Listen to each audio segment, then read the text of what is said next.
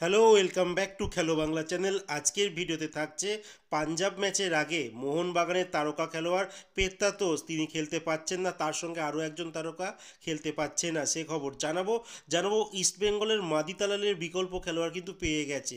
থাকছে আরও খেলার আপডেটেড খবর। তার আগে প্রতিদিনের মতো বলবো, খেলার আপডেট খবর পাওয়ার জন্য আমাদের চ্যানেলটিকে সাবস্ক্রাইব করতে একদম ভুলো না। তো চলো শুরু করছি আজকের প্রথম খবর। আজকে প্রথম খবরটি শুরু করছি রাজমাতা জিজাবাই যে ট্রফি, মানে ন্যাশনাল ফুটবল চ্যাম্পিয়নশিপ ওমেন্সদের, তার ফাইনাল গতকালকে হয়ে গেছে।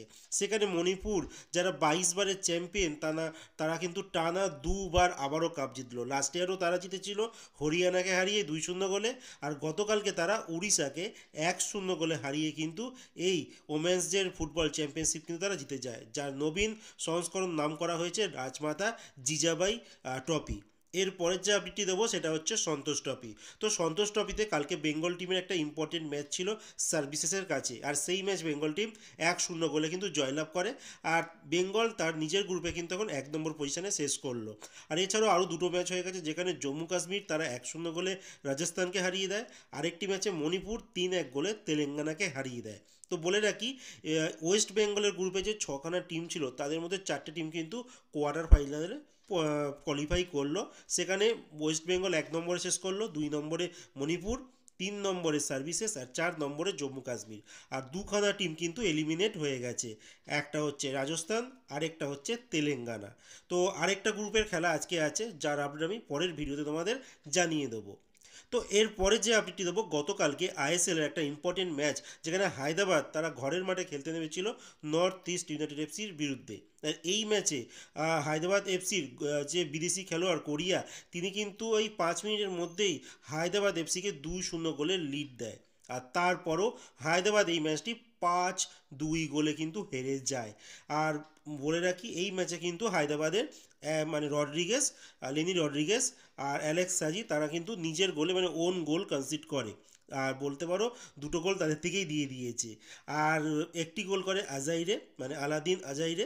তিনি কিন্তু আবারও ব্যাক হয়েছে, মানে গোল করেছেন। লাস্ট কয়েকটা ম্যাচে নিষ্প্রভ ছিল, বাট তিনি এই মুহূর্তে দাঁড়িয়ে কিন্তু 12টা গোল করেছে আইএসএলে। আর এখনও অবধি টপ স্কোরার এ বছরের আলাউদ্দিন আজাইরে। আর বলে রাখি, গোলের তিনি কিন্তু কালকের ম্যাচে 2টি গোল করেছে।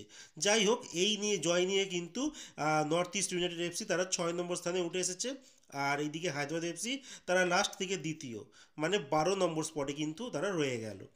এরপরে যে আপডেটটি দেবো মোহনবাগানের কথা। মোহনবাগানের একজন তারকা খেলোয়াড়, যার নাম দিমিত্রি পেত্তাতোস, তিনি কিন্তু পরের ম্যাচ পাঞ্জাব এফসি ম্যাচে সম্ভবত খেলতে পাচ্ছেন না।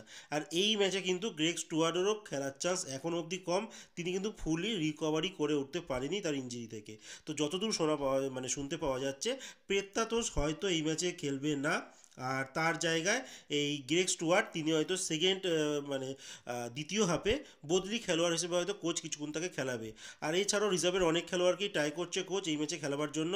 তো সেখানেই প্র্যাকটিস করতে গিয়ে আশিক কুরুনিয়ান, যিনি অনেকদিন চোটগ্রস্ত ছিলেন, তিনি ফিরে এসেছিলেন, বাট তিনিও কিন্তু এই ম্যাচে চোট পেয়েছেন। আর পরের ম্যাচ কিন্তু তিনিও খেলতে পাচ্ছেন না। তো মোহনবাগানের জন্য একটা খারাপ খবর। আমাদের কলকাতা 3 পতনেরই অবস্থা সেম, তারা কিন্তু চোট সমস্যা সব খেলোয়াড়রা ভুগছে।